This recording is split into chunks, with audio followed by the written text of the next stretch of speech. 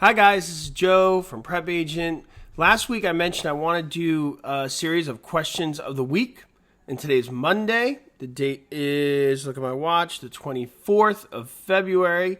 So let's get into it. See, it's night, but I want to get this done for you guys. So the first question I got, and by the way, just to remind you guys, these questions are pulled from our Facebook group.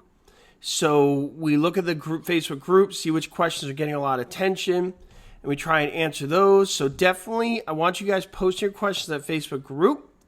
If you find a lot of people are answering and they're answering wrong answers or answers are not helpful, just, ding us and we'll check it out. We'll try and clarify any misinformation that's out there. But I definitely want to utilize the Facebook group as it's more of a community learning module rather than just messaging just directly.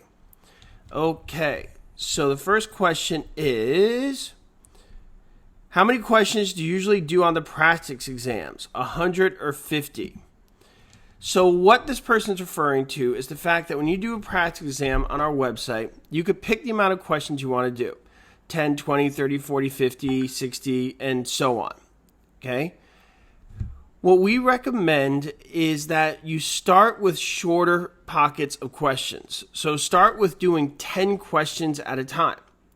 So you do 10 questions, and then what happens is when you get a question wrong, it goes into that bank on the right. If you guys use our website, you know what we're talking about. So you do 10 questions at a time, and then you do all the questions you got wrong again until you get every single question right, okay? So you pick to do a set of 10, and then you don't leave that set of 10 until you get them all correct.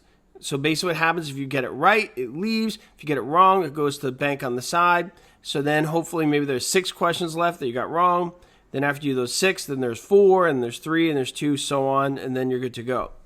So do it in intervals of 10 questions at a time when you start off. As you guys get better and better, do it in sets of 20, 30, 40, 50, 60, so on, and then 100. When you could do that, you're going to find yourself being prepared for the exam. I highly recommend that over than just doing 100 questions at once. There's a reason that when Arthur built the system, he built it so that you could designate how many questions you want to do. When you're new at this, do the questions in small blocks. And as you study more, I want you doing larger and larger blocks of questions. I hope that helps. Okay, let's go to the next question. So this is actually about one of the questions somebody saw. It was our question of the day. Somebody asked me about the question of the day. The question of the day read, Broker Oscar brought in an offer, but the listing agreement did not include an authorization to accept a deposit. Which of the following is correct?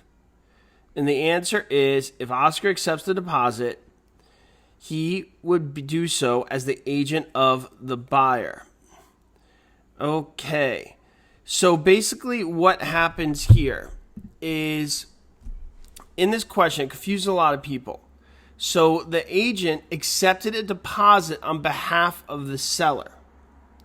But the seller never authorized the agent to do that, which is not necessarily normal, but they're trying to trick you. And what they're trying to show you is if you take somebody's money, so in this situation, Oscar took the buyer's money. Oscar becomes an agent of the buyer for that one act, simply said they're holding their money as opposed to maybe taking that money and transferring it over to the seller or wherever the seller designates. Think of it this way. I'm representing somebody, they tell me not to take any money, you give me money to give to them, then I take your money, and then they're just like, I didn't want you taking any of the money, and now here I am holding your money. So then legally speaking, I'm your agent for that one act because I'm holding your money. So hopefully that helps. That was somebody who wanted to help with the question of the day. That was a good one. That confuses a lot of people. Okay, next one's a little more about real estate practice. So let me look at this. Is this legal? I just read it somewhere. If you have a real estate license, you have more opportunities to earn money from a side hustle. One of these opportunities is making referral fees. Like wholesaling, you have to have a good network and eye for opportunity to make this work. Let's say you have a client who's looking to move to a new city or state, then find them their dream house in that particular market. Luckily, you know that just the agent who is in exchange for your referral. Can you get a cut of the agent's commission? Okay, so what they're talking about here is a referral agent. There's different ways referral agents could work, and they function in different states in different ways. You got to check your local laws. But in many instances, the most common thing, and what this person is referring to, let's say you're in California and you have somebody moving to New York.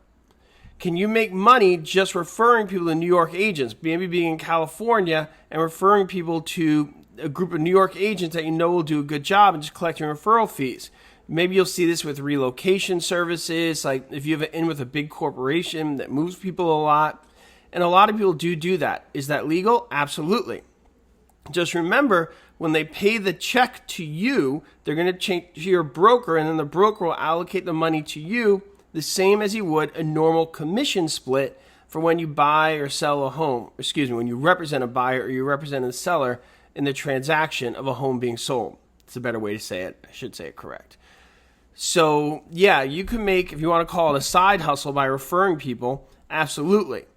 Does this work for most people? Not really, because you have to have a good network of people in the other states. You got to know people there or have a trusted source. Some people trust their equivalent company. Like if you call a banker, refer to call a banker there, Keller Williams. But even in that situation, you're just referring them to a name on the board that's similar to yours. You don't really know the people. So it could be a dicey thing. But there are a lot of people who just happen to know a lot of people who move back and forth to different states all the time. I know somebody whose spouse works for a big company where they relocate people all the time. So she got an in with that company and she made a lot of money just off referrals, just knowing who to connect people with in the respective cities. Well, I hope that helps everybody. So those are some questions of the week that I wanted to share with all of you guys. I'll do it again next week. And remember, we're going to pull these questions from our Facebook group, okay? We're going to pull these from our Facebook group. And obviously, if you have other questions, leave it in the comments, and I'll make sure to try and get to those to answer whatever I can. But in the meantime, definitely participate in our Facebook group. And for now, this is Joe from PrepAgent, and I hope you guys have a good night. See you at the webinar.